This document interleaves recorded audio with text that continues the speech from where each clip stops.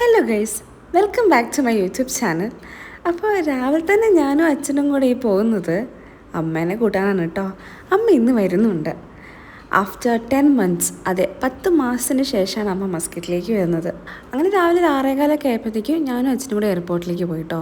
ഇത് കണ്ടോ, നമ്മൾ എയർപോർട്ടിലേക്ക് പോകുന്ന വഴിക്ക് സൈഡിൽ ഫുൾ അരളിയാണ്. അരളി പൂത്ത് നിൽക്കുന്നുണ്ടോ? നമ്മുടെ നാട്ടിലൊന്നും ഇപ്പോൾ തീരെ അരളിയില്ല, എല്ലാം വെട്ടിക്കളഞ്ഞു അല്ലേ. അങ്ങനെ ഞങ്ങൾ കറക്റ്റ് സമയമായപ്പോൾ തന്നെ എയർപോർട്ടിലെത്തി. അപ്പോഴത്തേക്കും ഫ്ലൈറ്റ് ലാൻഡ് ചെയ്തിട്ടുണ്ടായിരുന്നുള്ളൂ. പിന്നെ ചെക്കിങ് ഒക്കെ കഴിഞ്ഞ് വരുമ്പോഴത്തേക്കും എന്തായാലും ലേറ്റ് ആകുമല്ലോ. ഇതാണ് മസ്കറ്റ് ഇൻ്റർനാഷണൽ എയർപോർട്ട്. നല്ല അടിപൊളി എയർപോർട്ടാണ്.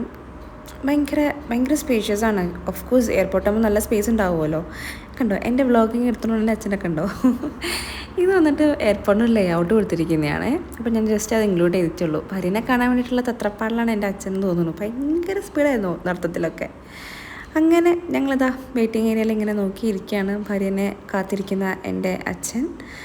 അതാ വരുന്നു നമ്മുടെ കഥാനായിക. അങ്ങനെ ലഗേജൊക്കെ എടുത്തിട്ട് പുള്ളിക്കാരത്തി വരുന്നുണ്ട് കേട്ടോ. അങ്ങനെ ഞാൻ ആദ്യമായിട്ടാണ് അമ്മേനെ റിസീവ് ചെയ്യാനായിട്ട് എയർപോർട്ടിൽ പോകുന്നത്. എനിക്ക് ഭയങ്കര ഹാപ്പി ആയിരുന്നു കേട്ടോ. അതുകൊണ്ട് അങ്ങനെ എന്തെങ്കിലുമൊക്കെ സ്പെഷ്യലാക്കാം എന്ന് കരുതിയാണ് ഞാൻ ഇന്നലെ പോയിട്ട് അമ്മയ്ക്ക് വേണ്ടിയിട്ട് ഫ്ലവറൊക്കെ മേടിച്ചിട്ടുണ്ടായിരുന്നു. അങ്ങനെ അമ്മേനെ കാണാതിരുന്നിട്ട് ഇപ്പോൾ 1 മാസമായിട്ടുണ്ടെങ്കിലും എനിക്ക് ഒരുപാടായ പോലെ തോന്നി കേട്ടോ. അങ്ങനെ അമ്മയ്ക്ക് ഫ്ലവറൊക്കെ കൊടുത്തിട്ട് അമ്മേനെ മസ്കറ്റിലേക്ക് വെൽക്കം ചെയ്തിട്ടുണ്ടായിരുന്നു. പിന്നെ എന്നെ വേണ്ട, രണ്ടും കൂടെ പോകുന്നത് കണ്ടില്ലേ. ഇനിയിപ്പോൾ അങ്ങോട്ടേക്കുള്ള എൻ്റെ എല്ലാ വീഡിയോസിലും അമ്മ ഉണ്ടാവും കേട്ടോ. അപ്പോൾ ഇന്ന് അത്രയൊക്കെ ഉള്ളൂ. Please don't forget to subscribe my channel.